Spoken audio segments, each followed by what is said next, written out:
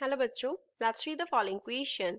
The expression of force constant for a spring following Hooke's law is given by.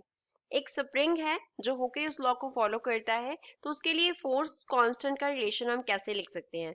We have options k is equals to y into a upon l, b option k is equals to y into a upon delta l, c option k is equals to y into a into delta l upon l, and D option is k is equals to y into a into L upon delta L. So first of all, we will talk about the key concept used in the question. इस question में क्या key concept use हो रहा है?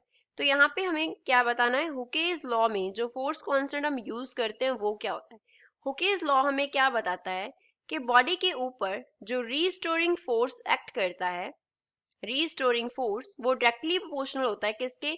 Negative of deformation. Body के dimension में कितना deformation हो रहा है, deformation in dimension of the body, body के डिमेंशन में कितना डीफॉर्मेशन हुआ उसके नेगेटिव के डायरेक्टली प्रोपोर्शनल होता है। तो मैग्नीट्यूड में अगर हमें लिखना होता है, पहले तो हम एफ को लिख लेते हैं माइनस। अब यहाँ पे स्प्रिंग दिया है, तो स्प्रिंग का इधर तो लेंथ जो है वो इंक्रीज होगा और डिक्रीज होगा, तो इसका डिमेंशन क्या चेंज होगा? Change in length. तो फोर्स को हम कैसे लिखेंगे? के इंटू डेल्टा एल, के इंटू डेल्टा एल, यहाँ पे मैग्नीट्यूड में लिखेंगे। के जो है वो डिनोट कर रहा है स्प्रिंग कांस्टेंट को। के इज स्प्रिंग कांस्टेंट। सपोज हमारे पास इस तरीके से कोई स्प्रिंग है, ये हमारे पास स्प्रिंग हमने कंसिडर कर लिया जो रिजिड एंड से ऐसे था, अटैच था। अब इधर तो हमने इसको क्या कर दिया? कंप्रेस कर दिया, तो इसका साइज जो है वो स्मॉल हो जाएगा। ये रिजिड जो है सपोर्ट है, यहाँ पे हमने क्या कर दिया है? स्प्रिंग को कंप्रेस कर दिया है। और अगर हम स्प्रिंग को क्या कर देंगे? स्ट्रेच कर देंगे, तो स्ट्रेच करने के ऊपर उसका जो साइज है वो इंक्रीज हो जाएगा, मींस उसका जो लेंथ है वो क्या हो जाएगा? बढ़ जाएगा। तो पहले अगर उसका लेंथ क्या था? एल था, तो अब इधर तो उसका लेंथ जो है वो डेल्टा एल अमाउंट से डिक्रीज कर रहा है, और उसका लेंथ जो है वो डेल्टा एल अमाउंट से क्या कर रहा है? इंक्रीज कर रहा है। तो चेंज इन डिमेंशन क्या हो रहा है? डिफॉर्मेशन इन डिमेंशन क्या हो रहा है? उसका लेंथ चेंज कर रहा है।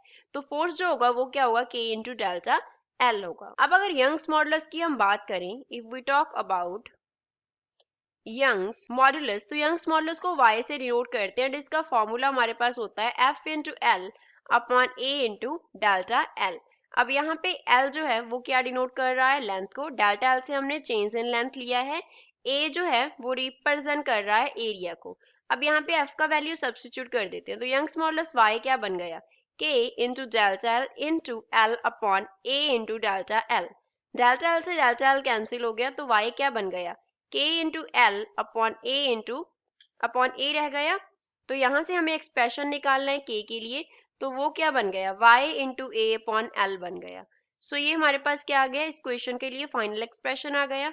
तो गिवन ऑप्शन में से ए इस क्वेश्चन का करेक्ट आंसर है। I hope you understood it well. Thanks.